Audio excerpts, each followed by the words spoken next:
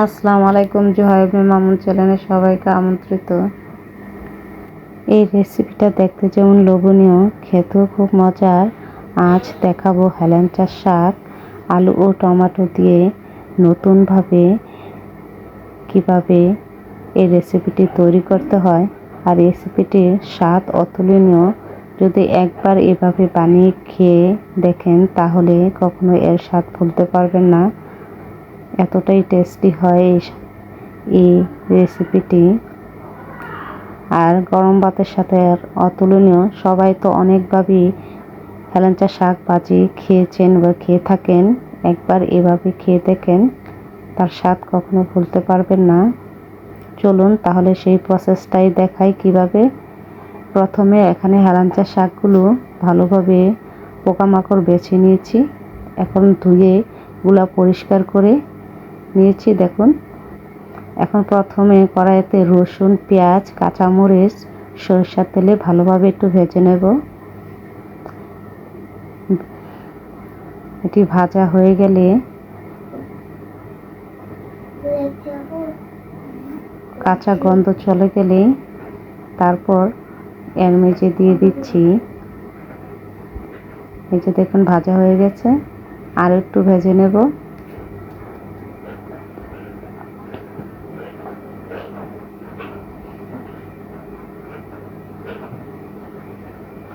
এর থেকে বেশি আর ভাজবো না। এ তো প্রায় ভাজা হয়ে গেছে। এখন তাতে কুচি করে রাখা দুটো আলু কুচি দিয়ে দিলাম। দিয়ে এটি ভালো করে একটু ভেজে নরম হওয়া পর্যন্ত রেখে দেব। যতক্ষণ না এপিঠ আর ওপিঠ একটু হালকা বাদামি কালার বা নরম না হয় ততক্ষণ পর্যন্ত একটু নেড়ে চেড়ে ভেজে নেব। আর এখানে পরিমাণ মতন লবণ দিয়ে দেব, যাতে দ্রুত এটি আলুগুলো রান্না হয়ে যায়।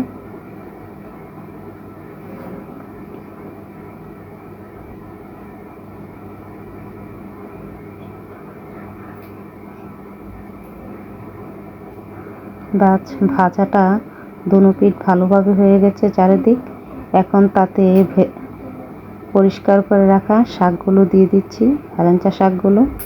আর এই হেলেঞ্চা শাকগুলো এরকম আস্তায় রেখেছি।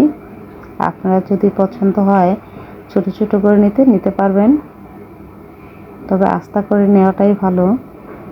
ভাজি করতে করতে এগুলো খুবই সিদ্ধ হয়ে যায়, যখন তখন ছোট হয়ে যায়, কারণ এগুলা খুবই কচি। এখন উল্টিয়ে এগুলো ভালো করে ওপর নিচ করে দেব।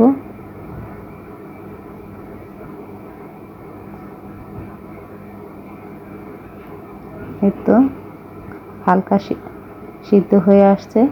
এখন আর একটু নেড়ে চেড়ে দেব উল্টিয়ে পাল্টিয়ে।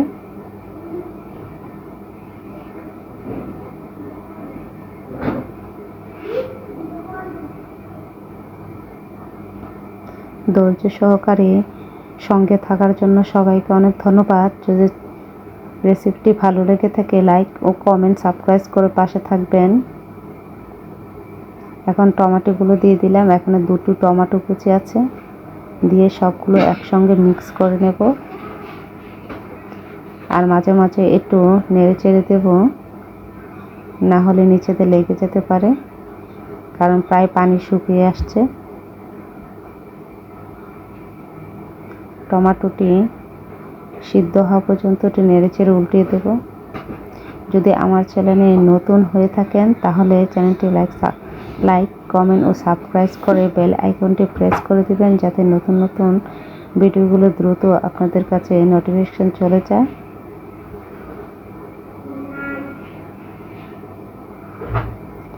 আর এই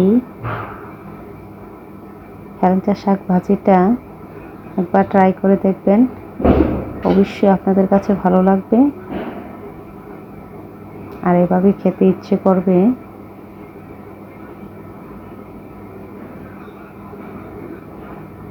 আর খুব অল্প সময়ে এভাবে এই শাক ভাজিটা করে নেওয়া যায়।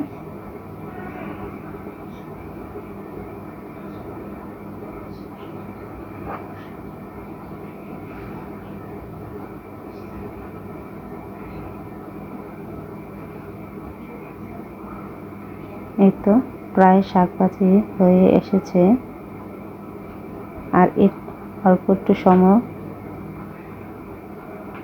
ধরে একটু নেড়ে দিব 2-1 মিনিটের জন্য।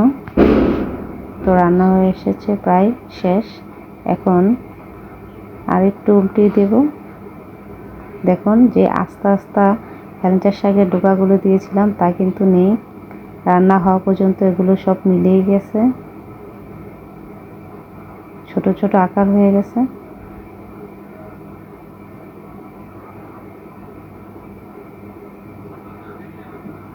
বাস এখন আমি চুলা অফ করে দিচ্ছি, দিয়ে নামিয়ে নিচ্ছি। এই তো গরম গরম পরিবেশন করে দেখাচ্ছে কেমন লাগছে দেখুন।